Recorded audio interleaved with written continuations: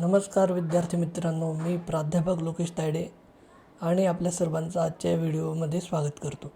मित्रांनो, आज आपण फंडामेंटल राईट्स म्हणजे मूलभूत हक्क हा टॉपिक समजून घेणार आहोत. याआधी मी तुम्हाला सांगू इच्छितो की आपण काही videos VEC constitution of India या विषयासाठी बनवले आहेत. आपण त्या बघितल्या नसतील तर त्या नक्की बघाव्यात. चला तर मग सुरू करूयात. मित्रांनो, आपल्याला जन्मतः काही हक्क प्राप्त होतात. जन्मलेल्या प्रत्येक बालकाला जगण्याचा हक्क असतो. त्याला उत्तम आरोग्य मिळावे म्हणून संपूर्ण समाज आणि शासन प्रयत्नशील असते. अन्याय, शोषण, भेदभाव, वंचितता यांच्यापासून जर सर्व व्यक्तींना संरक्षण मिळाले तरच व्यक्ती आपल्यातील गुणांचा आणि कौशल्याचा विकास करू शकतील.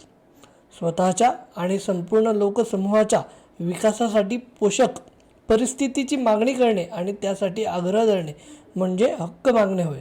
संविधानाने अशी पोषक परिस्थिती निर्माण करण्यासाठी भारतातील सर्व नागरिकांना समान हक्क दिले आहेत. हे मूलभूत हक्क आहेत. ते संविधानात नमूद केलेले असल्याने त्यांना कायद्याचा दर्जा आहे. या हक्कांचे पालन करणे सर्वांना बंधनकारक आहे. चला तर बघूयात मग हे कुठले कुठले हक्क आहेत. तर त्यातला पहिला आहे राईट टू इक्वॅलिटी. दुसरं आहे राईट टू फ्रीडम. मग आहे right against exploitation, right to freedom of religion, cultural and educational rights, right to constitutional remedies. तर यातला जो पहिला आहे राईट टू इक्वॅलिटी, याचा उल्लेख संविधानामध्ये केलेला आहे. आर्टिकल 14 to 18 मध्ये guarantees equal rights for everyone irrespective of religion, gender, caste, race or place of birth. म्हणजे काय, धर्म, लिंग, जात, वंश किंवा जन्मस्थान यांची पर्वा न करता प्रत्येकासाठी समान हक्कांची हमी यामध्ये दिलेली आहे. तर बघूयात, समानतेच्या हक्कानुसार राज्याला भारतीय नागरिकांमध्ये उच्च नीच, श्रेष्ठ कनिष्ठ, स्त्री पुरुष असा भेद करून कोणालाच वेगळी वागणूक देता येत नाही. कायदा सर्वांसाठी सारखाच असतो. अनेक कायदे असे असतात की जे आपल्याला संरक्षण देतात. उदाहरणार्थ, विना चौकशी अटक करण्यापासून आपल्याला संरक्षण असते. असे संरक्षण देतानाही शासनाला भेदभाव करता येत नाही. समानतेच्या हक्कात आणखी कोणत्या बाबी येतात? सरकारी नोकऱ्या देताना शासनाला जात, धर्म, लिंग, जन्मस्थान यावर आधारित भेदभाव करता येत नाही. आपल्या देशातील अस्पृश्यता पाळण्याच्या अमानवी प्रथेला कायद्याने नष्ट करण्यात आले आहे. अस्पृश्यतेचे पालन हा दखलपात्र गुन्हा मानला जातो.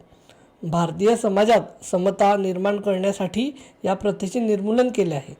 लोकांमध्ये श्रेष्ठ कनिष्ठ असा भेद दाखवणाऱ्या पदव्या देण्यास संविधानाने बंदी घातली आहे. उदाहरणार्थ राजा, महाराजा, राव बहादूर इत्यादी. मित्रांनो, विषमता जोपासणाऱ्या, समाजात फूट पाडणाऱ्या आणि नागरिकांमध्ये भेद करणाऱ्या पदव्या राज्याला देता येत नाही. परंतु समाजाच्या विभिन्न क्षेत्रांमध्ये गौरवास्पद कामगिरी करणाऱ्यांना मात्र शासन पद्मश्री, पद्मभूषण, पद्मविभूषण यांसारख्या पदव्या देत असते. भारतरत्न ही आपल्या देशातील सर्वोच्च नागरी पदवी किंवा सन्मान आहे. त्याचप्रमाणे संरक्षण दलातील कामगिरीसाठी परमवीर चक्र, अशोक चक्र, शौर्य चक्र अशी सन्मानाची पदके दिली जातात.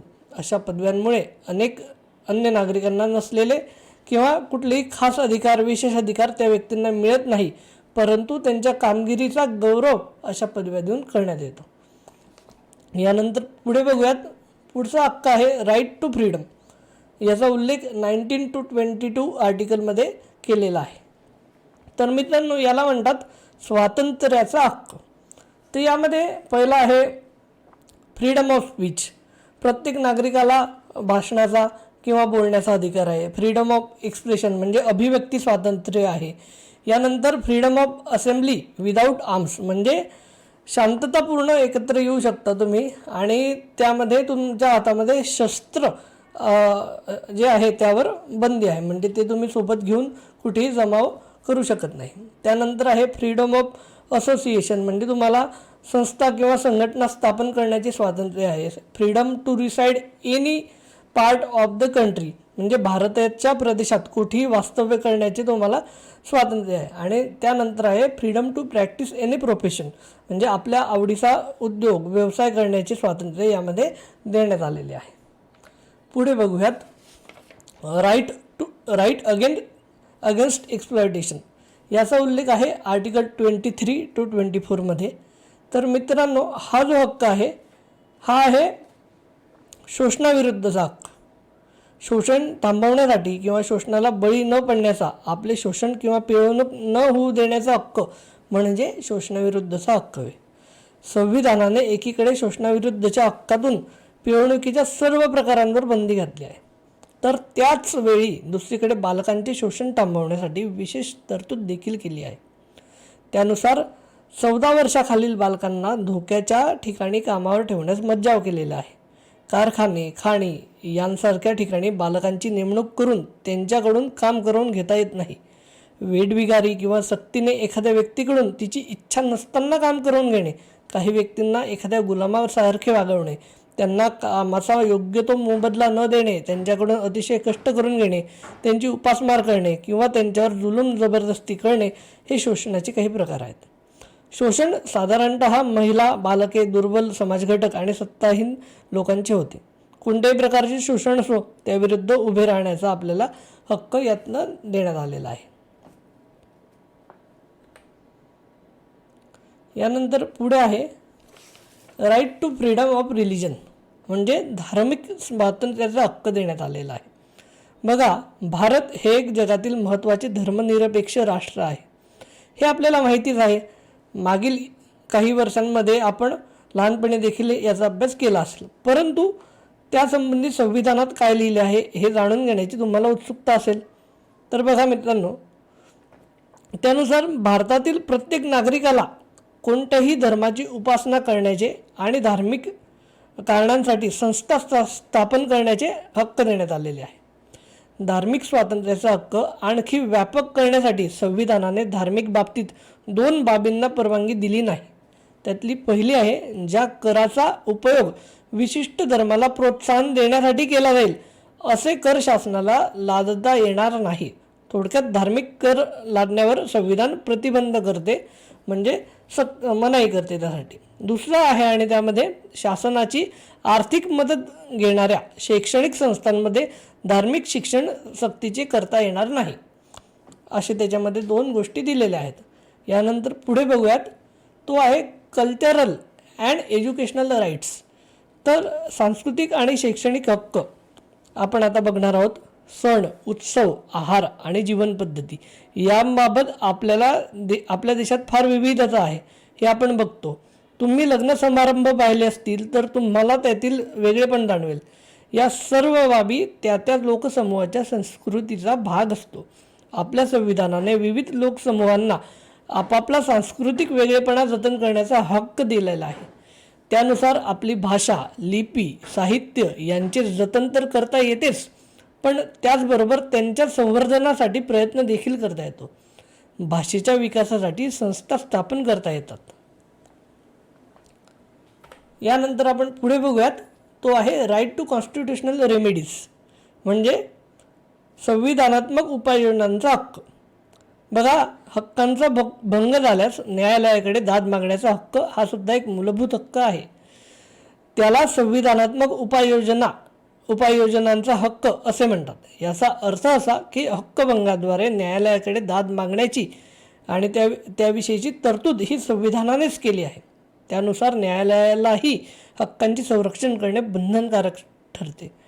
संविधानाने दिलेल्या हक्कांवर काही वेळेस अतिक्रमण होऊ शकते आणि आपापल्या हक्कांचा वापर करता येणार नाही. यालाच आपण आपल्या हक्कांचा भंग झाला असं म्हणतो. हक्कांसंबंधीची आपली तक्रार न्यायालय विचारात घेते, त्याची शहानिशा करते. खरोखरच हक्कभंग झाला आहे किंवा संबंधित व्यक्तीवर अन्याय झाला आहे असे न्यायालयाला वाटल्यास न्यायालय योग्य तो निर्णय देते. तर याच्यामध्ये 5 गोष्टी दिलेल्या आहेत. तर पहिला आहे हेबियस कॉर्पस, म्हणजे देहोपस्थितीत बंदी किंवा प्रत्यक्षीकरण, म्हणजे बेकायदेशीर अटक किंवा स्थानबद्धता यापासून संरक्षण करण्यात येते. दुसरा आहे सेरेटरी म्हणजे उत्प्रेषण. कनिष्ठ न्यायालयाने दिलेला निर्णय हा रद्द करून वरिष्ठ न्यायालयात खटला देखील दाखल करण्याचा यामध्ये गोष्ट यामध्ये दिलेली आहे. तिसरं आहे प्रोहिबिटेशन म्हणजे मनाई किंवा हुकूम.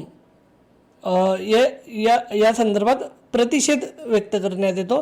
म्हणजे कनिष्ठ न्यायालयाने आपापल्या अधिकार क्षेत्राच्या पलीकडे न जाण्याविषयीचा यामध्ये आदेश देण्यात आलेला आहे. त्यानंतर आहे मॅन्डमस म्हणजे परमादेश. लोकहितासाठी शासनाला एखादी कृती करण्याचा दिला जाणारा न्यायालयाचा आदेश यामध्ये देण्यात येतो. आणि त्यानंतर आहे क्यू वॉरंटो म्हणजे अधिकारपृच्छा. कोणत्या अधिकाऱ्याने ही कृती केली असा सरकारी अधिकाऱ्याकडे जाब मागण्याचा न्यायालयाला आदेश देता येतो. आणि हे सर्व होते मित्रांनो मूलभूत हक्क. यांविषयी आणखी डिटेल्स तुम्हाला व्हिडिओ हवी असल्यास मला तुम्ही कमेंट बॉक्समध्ये लिहून तसे सांगा. मी आणखी यावर सविस्तृत अशी माहिती तुम्हाला देण्याचा प्रयत्न करेल. आपण ही व्हिडिओ इतकी पूर्ण बघितली त्याबद्दल खूप खूप धन्यवाद. आपण आता इथे थांबूयात.